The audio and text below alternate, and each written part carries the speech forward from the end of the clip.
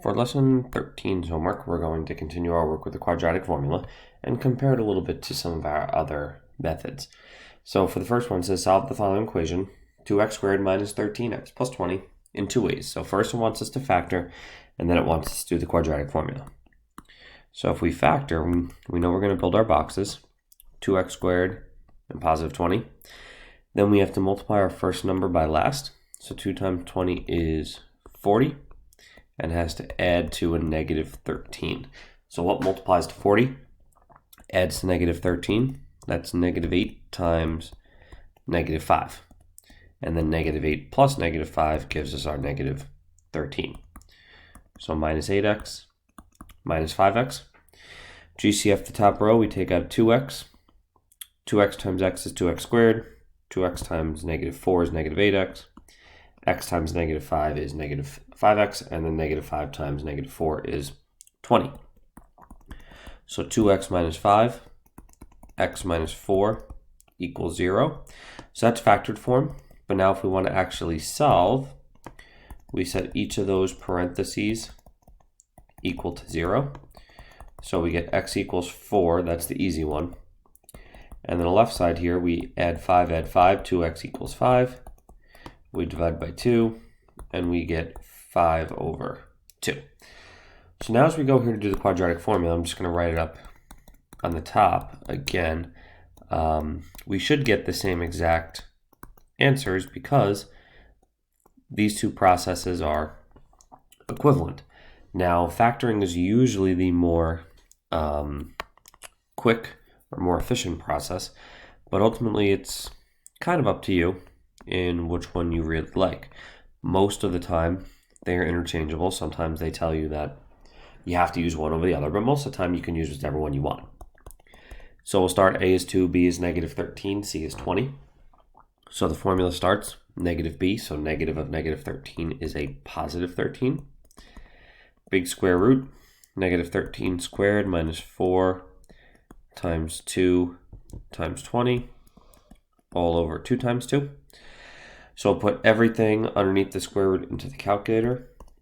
So negative 13 squared minus 4 times 2 times a positive 20. That gives me 9. So x equals 13 plus or minus the square root of 9 over, and 2 times 2 is 4. Nicely enough, 9 is a positive and a perfect square. So square root of 9 is 3. So now we have to split because we have no more square roots. So 13 plus 3 over 4 and 13 minus 3 over 4. So 13 minus 3 is 16. 16 over 4 is 4. So that's a good one matching answer. 13 minus 3 is 10. And 10 over 4 simplifies to 5 over 2 or 2.5. Either way, but both scenarios get us to the same exact answers, which means we very likely did it correctly. So as we look at the next ones now, so it wants us to express our answers in simplest radical form. So let's split this in half here. So a is 6, b is negative 2, c is negative 3. So x equals negative b, so 2 plus or minus big square root, negative 2 squared minus 4 times 6 times negative 3, all over 2 times 6. So we'll go to our calculator here. Negative 2 squared minus 4 times 6 times negative 3 gives us 76. So x equals 2 plus or minus square root 76 over 12. 76 is not perfect. Let's take a look here to see if 76 splits. So y equals 76 divided by x. And it does. We get 4 and 19. So square root 4 square root 19 gives us 2 radical 19. So x equals 2 plus or minus 2 radical 19 over 12. Now that we're at this point, now we can simplify. We divide everything by 2. And we get x equals 1 plus or minus either 1 square root 19 or just square root 19 over 6. And there's our answer in simplest radical form. For the last one here, we want to make sure that we set it equal to 0 first and put it in standard form. So we'll subtract the 24 on both sides and put minus 24 at the end. So A is 1, B is negative 8, C is negative 24. So x equals positive 8 plus or minus negative 8 squared minus 4 times 1 times negative 24 all over 2 times 1.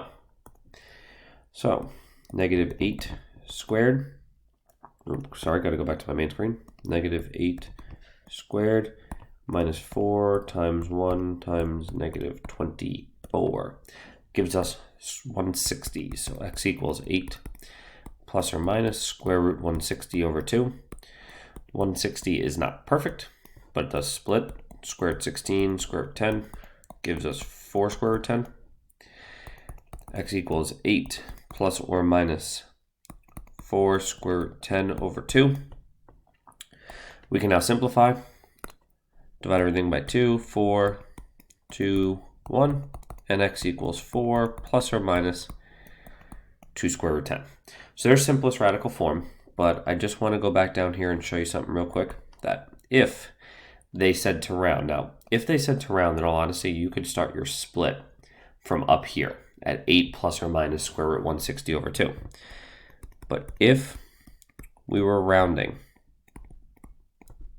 and we'll just go nearest 10th to kind of just give ourselves a place to aim for, we'd be 4 plus 2 square root 10 and 4 minus 2 square root 10. Notice they both have the x equals in front of them.